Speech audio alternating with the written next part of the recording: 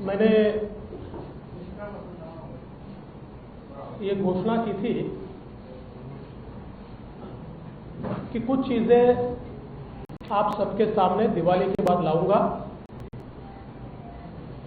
थोड़ा लेट हुआ है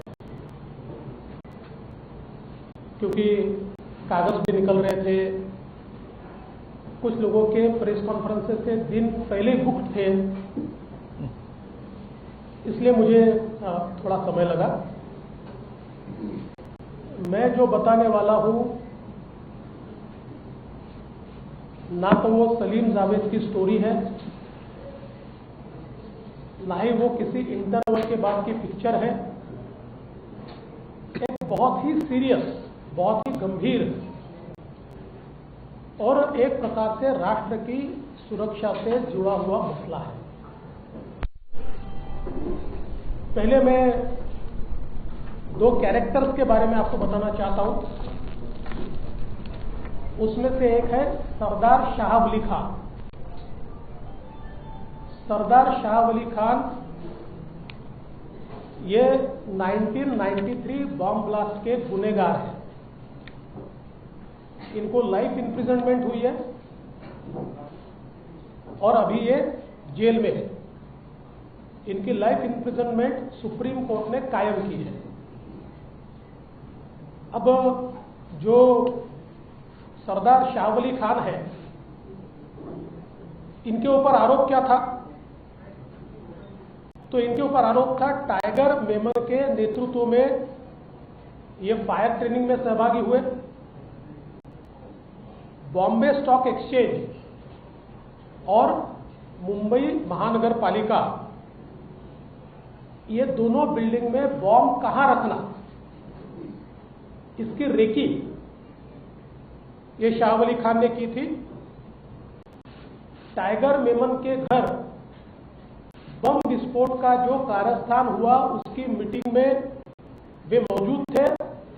पूरे कारस्थान की जानकारी उनको थी।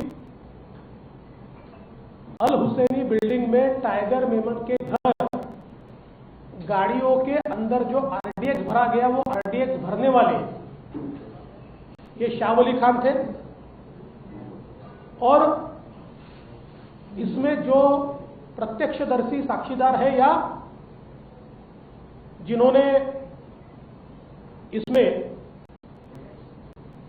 सरकारी गवाह के रूप में काम किया, ऐसे लोगों ने इस बारे में पूरी बयान और पुष्टि करने के बाद कोर्ट ने इनको लाइफ इंप्रिजनमेंट दी और अब ये जेल में है। दूसरा कैरेक्टर है मोहम्मद सलीम इशाक पटेल और सलीम पटेल। ये जो सलीम पटेल है, आपको याद होगा कि स्वर्गीय आर पाटिल जी का एक समय वो कहीं किसी इफ्तार पार्टी में गए और उसके बाद आप लोगों ने न्यूज चलाई थी कि गुनहगार के साथ उनकी फोटो चली।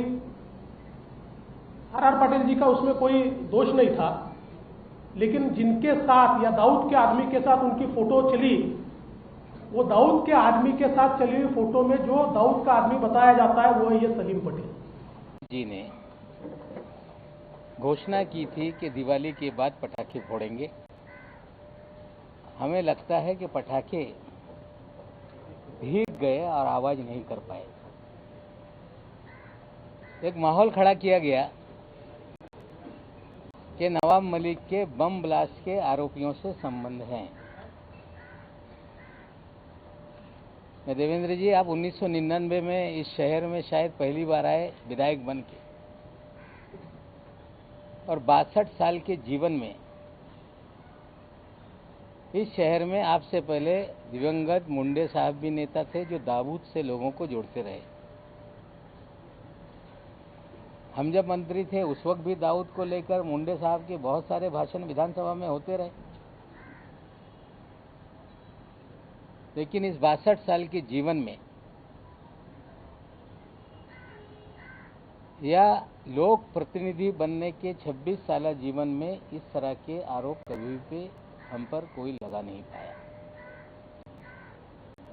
आज एक जगह को लेके आपने कुछ कागजात लोगों के सामने रखे,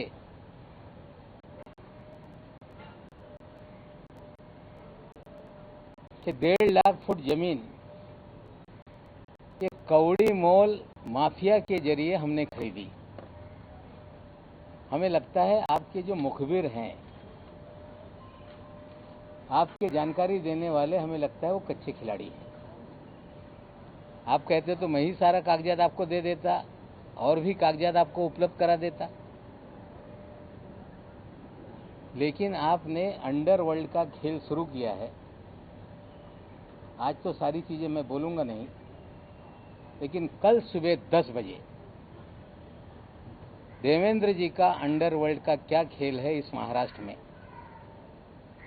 और देवेंद्र जी ने मुख्यमंत्री रहते हुए किस तरह से अंडरवर्ल्ड के जरिए पूरे शहर को हॉस्टेज बना रखा था, कल सुबह 10 बजे उसकी जानकारी देंगे। सॉलिडस इन्वेस्टमेंट्स प्राइवेट लिमिटेड, ये solids investment private limited company है नवाब मलिक जी के परिवार की। इस पर जो आपको मैंने दिया हुआ है, इस पर लेने वाले की साइन है, वो है फराज मलिक इनकी। इस सॉलिडस में 2019 में स्वयं नवाब मलिक भी थे। उन्होंने कुछ समय के लिए वो थे, बाद में फिर मंत्री बनने का उन्होंने इस्तीफा दिया, और आज भी उनके परिवार के लोग उसमें हैं। फराज मलिक, इन्होंने ये जमीन खरीदी। अब इसमें सबसे बड़ी बात यह है कि ये जो जमीन इन्होंने खरीदी, उस समय वहां रेट क्या था, वो भी बहुत महत्वपूर्ण है।